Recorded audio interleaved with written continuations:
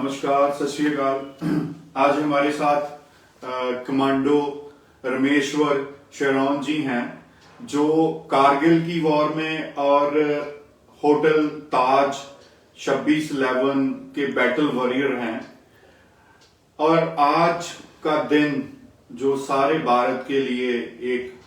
सभी को पता है कि जो पुलवामा में हमारे जवान शहीद हुए थे, उनके ऊपर जैसे अटैक हुआ और आज उनको श्रद्धांजलि देने का दिवस है। कि जैसे यहाँ पे हमने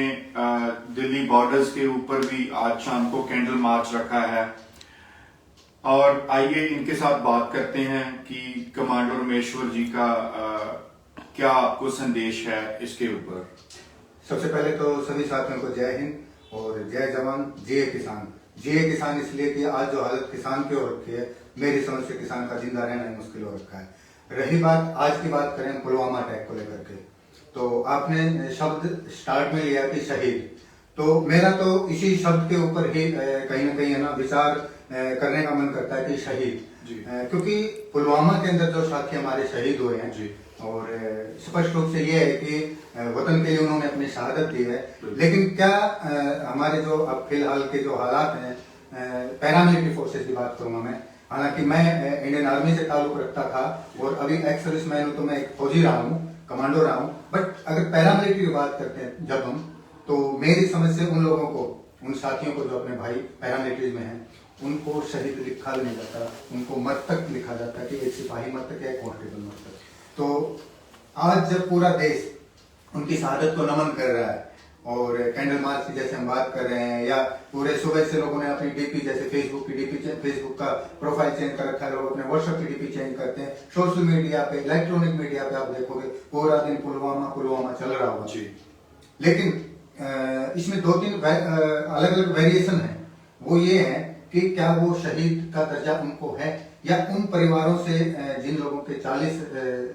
घर के एक मेंबर चले गए हैं, कि उनके घर की हालात जो सिचुएशन है वो किसी ने उसको संभाला है कि आज वो किस तरह से सर्वाइव कर रहे हैं अपने लाइफ को। और रही बात, अगर हम उन लोगों को जो अपने जान कुर्बान करके इस वतन के वास्ते और अलविदा कर गए अपनी जिंदगी को, क्या उन लोगों को अगर हम सही मायने में श्रद्धांजलि देना चाह रहे हैं, तो क्या हम ये जानते हैं कि उनको शहीद का दर्जा है भी या नहीं भी। एक तो ये विषय। दूसरी बात, जहां पे हम बैठे संयुक्त किसान मोर्चा के बैनर के नीचे, या हम बात करते हैं कि एक सैनिक की बात करते हैं, तो वो स्पष्ट रूप से किसी किसान का या मजदूर का ही बच्चा फौज के अंदर एज ए सैनिक अपनी ड्यूटी देता है, या वो सरहदों पे लड़ाई लड़ता है, या वो वहां पे शहादत को प्राप्त होता है। तो बात यह है कि किसान और जो जवान का नारा लाल बहादुर शास्त्री जी ने दिया था, वो कोई अतिशयोक्ति नहीं, उसके अंदर कोई फर्क नहीं है कि एक किसान ही जवान और जवान ही किसान है, क्योंकि ये घर का खून का रिश्ता है। लेकिन आज जिस हिसाब से मौजूदा सरकार या मौजूदा राजनीति, चाहे कोई भी सरकार रही हो, जिस हिसाब से इन दोनों तबकों का, किसान और जवान का इस्तेमाल कर रहे हैं, इनके नारे तो खूब लगाए जाते हैं, लेकिन दोनों के हालात से आप भी वाकिफ हैं और मैं भी, और पूरा देश जानता है। तो उस पर हमारे को बात और विचार करने की जरूरत है मेरे साथी। जैसे पर्सनली बात करूं, मेरे गांव से ज्यादातर लोग किसान हैं और हर घर से 1 या 2 सदस्य आर्मी में हैं। तो अगर आज बात की जाए, हमारा नारा है कि जय जवान जय किसान, वो उसका कोई महत्व है, महत्व है, इसीलिए नारा लगाया जाता है जय जवान जय किसान। बट क्या ये गवर्नमेंट वो मान सत्कार जो मिलना चाहिए, जो इनको सरकार को, हमारे जवानों को, हमारे किसानों को जिस तरह से एक्सेप्टेबिलिटी चाहिए, वो आपको दिखती है? मेरे को तो सिर्फ और सिर्फ इन दोनों तबकों का, वो जवान रहे या किसान रहे, और 2 भी नहीं है तो 1 ही है। किसान का बेटा ही जवान है, किसान का भाई जवान है। एक भाई अगर सरहद पे लड़ रहा है, मर रहा है देश के लिए, तो दूसरा किसान ने में आत्महत्या करा या संघर्ष करा अपने जीवन के, तो कोई फर्क ही नहीं, वो एक ही घर के मेंबर है। रही बात दूसरी कि आप कह रहे हो कि स्टेबिलिटी, या जिस हिसाब से आप कह रहे हो कि सरकार जिस हिसाब से नारे देती है, या राजनेता जो बात कर रहे हैं, बड़े बड़े जलसों में, बड़े बड़े जुलूस के मंच से आवाज लगाते हैं जय जवान जय किसान। मैं बोलता हूँ जय जवान जय किसान, क्योंकि जिंदा रहना मुश्किल बात हुई है। लेकिन वो चीजें सिर्फ और सिर्फ क्या राजनीति के लिए इस्तेमाल होती है, उनके लिए कुछ किया भी जा रहा है? नहीं किया जा रहा। उसका कारण ये है कि सुबह से मेरे ख्याल में इलेक्ट्रॉनिक मीडिया यानी कि नेशनल मीडिया की बात करें हम, सुबह से लगा हुआ, हालांकि मैंने नहीं देखा अभी तक, लेकिन मैं श्योर कह सकता हूँ कि सुबह से पुलवामा को बार बार दिखा रहा हुआ। और ये वही लोग दिखा रहे हैं जिनकी चेक रिलीज होती है कि अब तो पुलवामा कांड जो है इसके बदले में अब लग रहा है कि गवर्नमेंट बन जाएगी या सरकार जीत जाएगी, दोबारा इलेक्शन जीत जाएगी। तो क्या कहीं ना कहीं ये हमारा शक नहीं जाता कि भाई ये जो मैं हत्या बोलूंगा, शहादत अलग चीज है, क्या जबरदस्ती या जानबूझ के कहीं ऐसा तो नहीं कि इन लोगों का सिर्फ और सिर्फ इस्तेमाल किया जा रहा हो, सैनिक रहे या अपने किसान रहे। अगर ऐसा है, अब देखिए कितना टाइम हो गया, आज बरसी मना रहे हैं हम, और इतना बड़ा एक इंसिडेंट देश के अंदर हो जाता है, जबकि हमारी सारी की सारी जितनी सुरक्षा एजेंसी, जितनी एक्सपर्ट, इतनी माहिर, इतनी सक्षम है कि मेरे ख्याल में इतना लंबा टाइम उस चीज के लिए नहीं निकलना चाहिए था। इसकी तय तक जाना चाहिए था कि इसके पीछे किस संगठन का या किन लोगों का हाथ है, और अगर बाहर से कोई आतंकी संगठन का हाथ है तो वो किसके सह पे काम हुआ है, यहाँ से कौन लोग मिले हैं, वो अभी तक किसी ने भी खुलासा नहीं किया है, किसी ने भी खुलासा नहीं किया। एक तो देश को आवाज उठानी चाहिए कि जो हमारे शहादत हुई है उनको रियल में शहीद का दर्जा होना चाहिए। जब पूरा देश बोल रहा है, पीएम साहब बोल रहे हैं, राष्ट्रपति जी बोल रहे हैं, या अन्य जितने भी बड़े बड़े जो टॉप लीडरशिप है वो बोलती, पूरा देश बोलता है, फिर उनको शहीद बोलना काफी नहीं है मेरे ख्याल में, वो नाकाफी है। उनको शहादत का दर्जा भी होना चाहिए, एक बात। दूसरी बात कि इतना बड़ा इंसिडेंट हुआ, उसकी तय तक जाना चाहिए कि ये किन लोगों की साजिश थी और ये क्यों हुआ। बिल्कुल, वो सही मायने में श्रद्धांजलि होगी। अगर हम श्रद्धांजलि बात करें, सिर्फ मोमबत्ती जलाने से, डीपी चेंज करने से, मेरी समझ से वो सिर्फ एक दिन को ठीक है, उनसे हम कनेक्ट हो जाते हैं डायरेक्ट कि ऐसा हो रहा है तो हम, हमारे भाई हैं, हमारे परिवार के, हम उनके लिए आंसू बहाते हैं, दुख जाहिर करते हैं। लेकिन उनको सही मायने में अगर शहादत को अगर हम श्रद्धांजलि देना, तो इन दो चीजों पर बड़ी फोकस करने की जरूरत है। रमेश्वर जी, जैसे आपने बोला, बहुत जो एक कॉमन मैन सोचता है, जो एक आम आदमी सोचता है, वही आपने बोला है जी। लेकिन हम सभी ने देखा है कि अगर आर्मी की बात करें जी, तो राफेल स्कैंडल कितना बड़ा सामने आया था, ठीक बात। और वो भी यही कॉर्पोरेट फैमिलीज थी, उनको कॉन्ट्रैक्ट को लेके कि इतने करोड़ का और इतने करोड़ का। अगर हमारे जवानों की शहादत पुलवामा में हुई तो वो व्हाट्सएप चैट रिलीज होती है, सब देखते हैं कि वो कैसे हंस रहे हैं, कैसे टीआरपी की बात कर रहे हैं, कि उनको शहादत से कुछ भी लेना देना नहीं है, ये लोग उनको सिर्फ, और वो कितने गवर्नमेंट के करीब हैं, बहुत नजदीक हैं, और वो मंत्री तक बनाने की बात करते हैं कि इसको बनाएंगे, ये करेंगे, उन लोगों को कुछ नहीं होता। ये लोग इतने बेशरम हो चुके हैं और उनकी नीचता इस कदर हावी हो चुकी है इनके आत्मा पे, इनके जेहन पे, कि कल का ही बयान है जो यहाँ पे हरियाणा के कृषि मंत्री करता हूँ मैं, तो उस हरामखोर ने,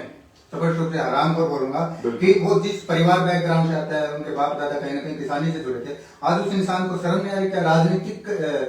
ऊंचाइयां इतनी बड़ी हो जाती है इंसान की कि वो अपने अस्तित्व को, अपने वजूद को भूल करके, और वो इस तरह के मतलब एक राक्षसी हंसी हंस रहा था बंदा, और वो बोल रहा था कि ये वो हो रहा है, ये वो हो रहा है, और उसके बाद में फिर उसका मैनिपुलेशन करता है, उसका मैनिपुलेशन के लिए दोबारा से वीडियो जारी कर रहे हैं। तो इनको खैर वक्त आने पे, इनका वक्त कभी आता है जब इलेक्शन होते हैं, तो उसका तो जवाब जनता या आवाम देगी। लेकिन उससे पहले भी मैं तो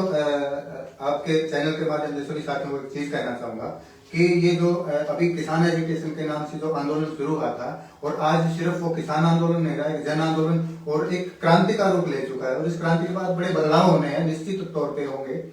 तो यूथ है, जो यूथ को बड़ा सोचने समझने की जरूरत है, क्योंकि रही बात बुजुर्गों का, उनका एक एक्सपीरियंस, अनुभव रहा, उन्होंने काफी पहले से चीजें देखी हैं, तो आज एक बदलाव का दौर है, और ये दौर ऐसा है कि अपने आप के अंदर लीडरशिप जनरेट करनी पड़ेगी लोगों को। युवाओं की बात कर रहा हूं मैं, एक भ्रम में ना जाए, काफी सारी चीजें इसके अंदर एक्सपोज भी हो रही हैं। नकली राष्ट्रवाद और असली राष्ट्रवाद का फर्क अभी साफ समझ में आने लगा। ये जो दकियानुसी चीजें हैं, ये सारी की सारी समझ में आ रही हैं अभी लोगों को। और ये जो एक किसान संयुक्त मोर्चा की बात करता हूं मैं, जिसके प्लेटफॉर्म पे सैकड़ों संगठन तो फिलहाल बैठे हैं, और सिर्फ किसान संगठन नहीं, इसके अंदर मेरे ख्याल में एम्प्लॉयज भी हैं, इसके अंदर बिजनेस जो छोटे व्यापारी हैं वो लोग भी बैठे हैं, तरह तरह के लोग जो समाज के हिस्से हैं वो इस आंदोलन से जुड़ चुके हैं। और मैं ये कहूंगा कि जो भी यहाँ से पंचायत है, संयुक्त किसान मोर्चा जो है, यहाँ से जो चीजें रिलीज हो रही हैं वो बड़ी सोच समझ के, बड़े अच्छे अच्छे लोगों के अनुभव से आ रही हैं। युवाओं को जरूरत है कि अपने गांव लेवल पे, अपने कस्बे लेवल पे इकट्ठे होकर के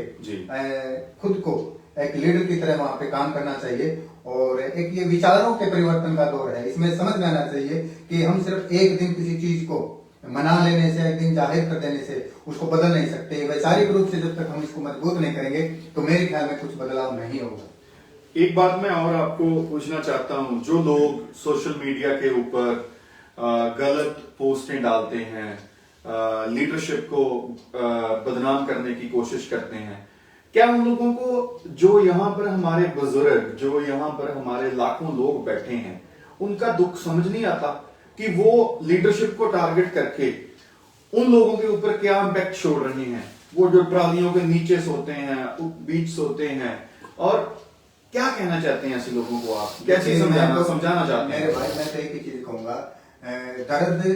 दूसरे आदमी का वो ही समझ सकता है जिसने खुद जिंदगी में कभी दर्द सहा हो। लेकिन जो आप बात कर रहे हो कि इस तरह के कमेंट आते हैं, इस तरह की बातें फैलाई जा रही हैं, ये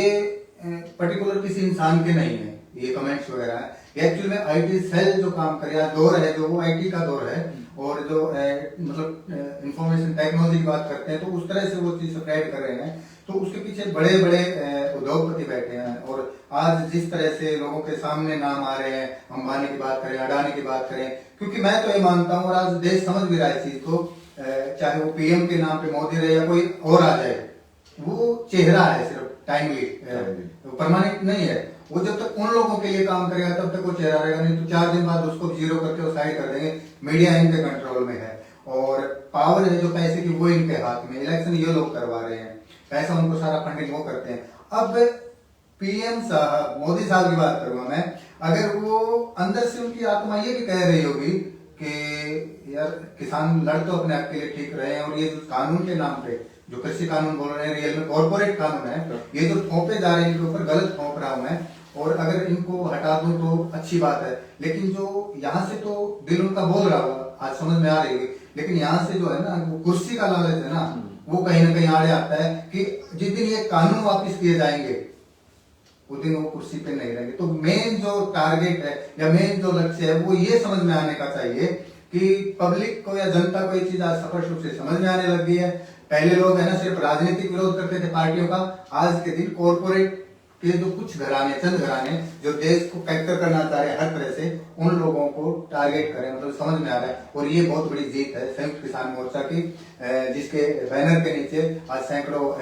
संगठन काम कर रहे हैं, पूरा का पूरा देश जिसके नीचे काम कर रहा है। और मेरी समझ से एक भाईचारे के साथ साथ एक अवेयरनेस का काम हुआ, और स्पष्ट रूप से आंदोलन एक क्रांति के रूप में बड़ा बदलाव लेके आएगा। शुक्रिया कमांडो रमेश्वर जी।